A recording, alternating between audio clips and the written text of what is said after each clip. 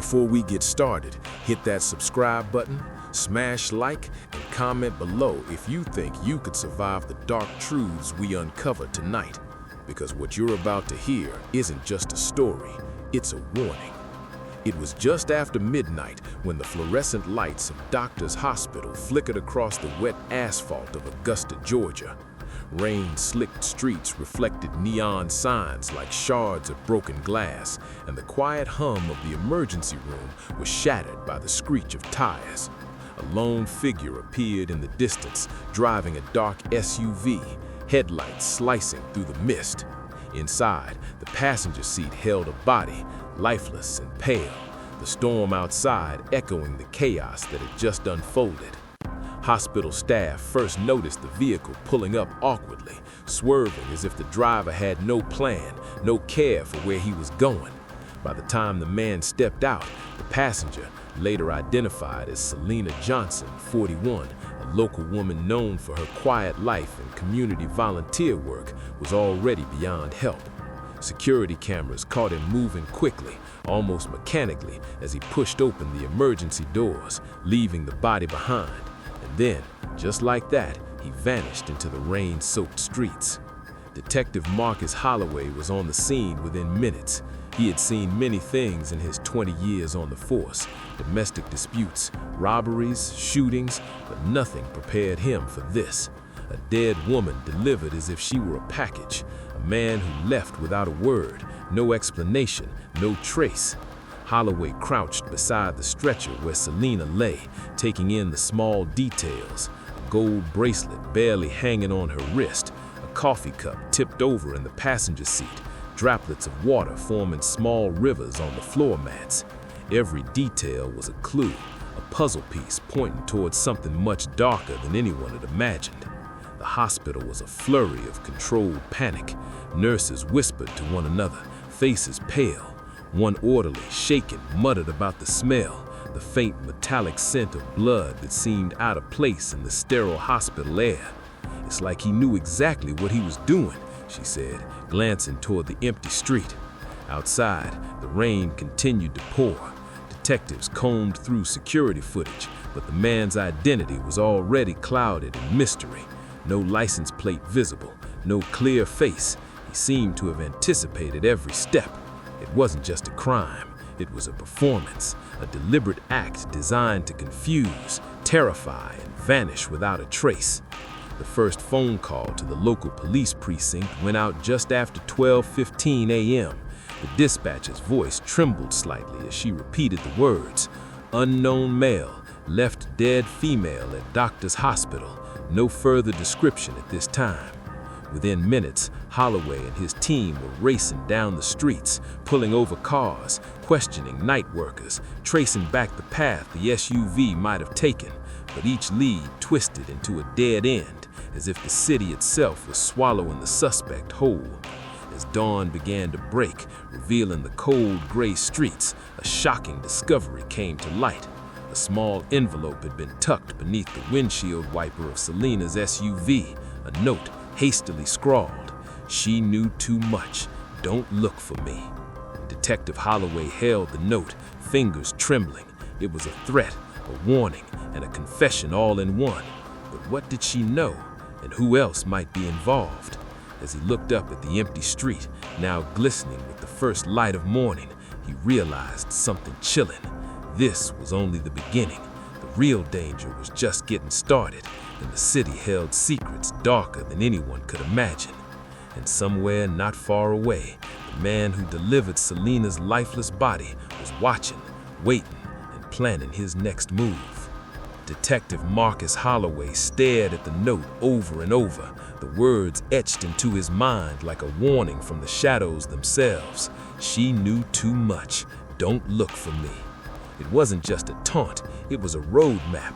Somewhere in the city, someone had orchestrated Selena's death, and the person who delivered her body wasn't done playing this deadly game.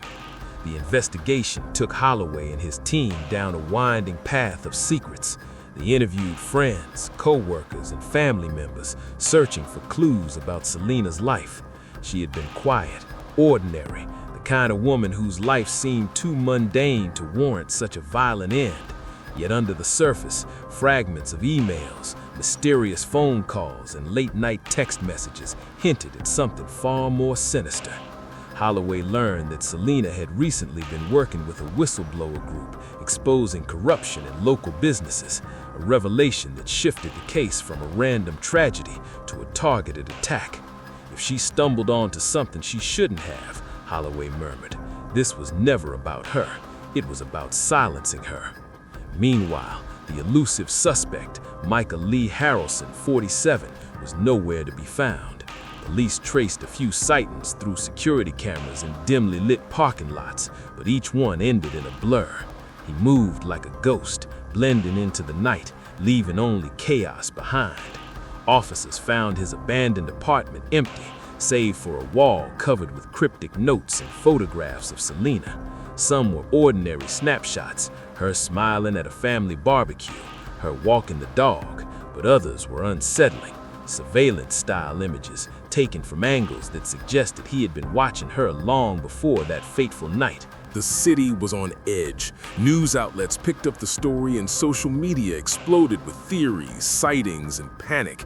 A man drops off a dead woman at a hospital and vanishes? Who does that? One viral post read. Holloway knew the answer, and he knew that whoever Harrelson was, he wasn't done. Then came the breakthrough. A security camera near a local gas station caught a fleeting glimpse of a dark SUV the night of Selena's death, but the camera angle revealed something odd. Someone else was in the passenger seat for the last few blocks before the hospital, a second figure. Holloway's heart sank. Could Selena have been accompanied by someone before she was delivered to the hospital? A partner, a witness, an accomplice? As the detectives followed this lead, danger escalated. A local informant reported being approached by a man matching Harrelson's description. He said, "If I talked to the cops, I wouldn't see sunrise," the informant confessed, voice shaking. Threats, intimidation, and fear were now part of the investigation.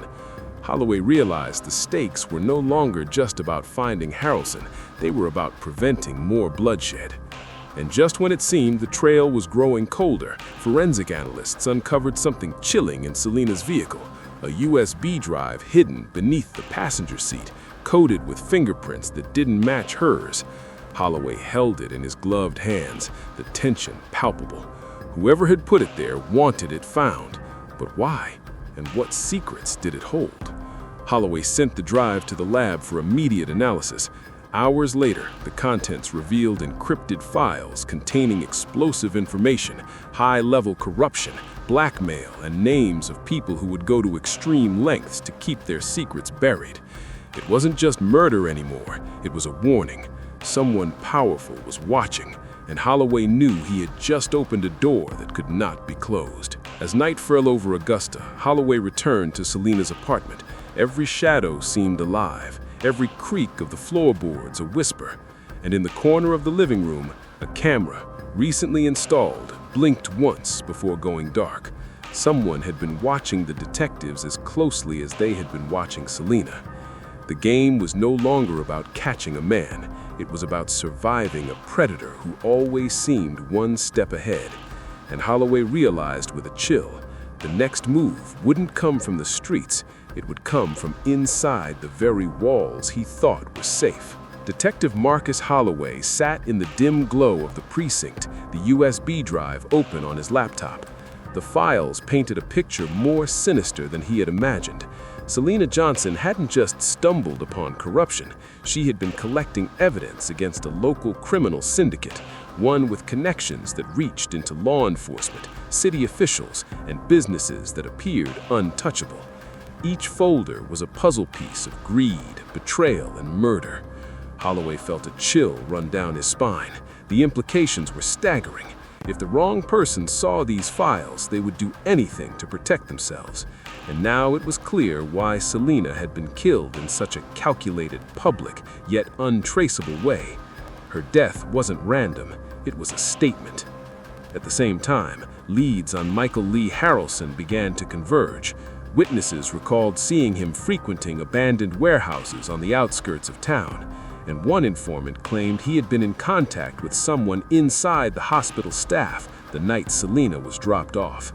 Holloway realized the investigation was moving in two directions, finding Harrelson before he disappeared again, and uncovering the syndicate's network before anyone else was silenced.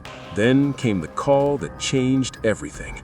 A local patrol had found Harrelson, not hiding, but standing calmly at the edge of a secluded parking lot. Holloway and his team raced there, sirens cutting through the night. When they arrived, the scene was eerily quiet. The suspect was there, hands empty, but a look of cold calculation in his eyes. "What did you do with her?" Holloway demanded, voice taut. Harrelson's response wasn't words, it was a smirk.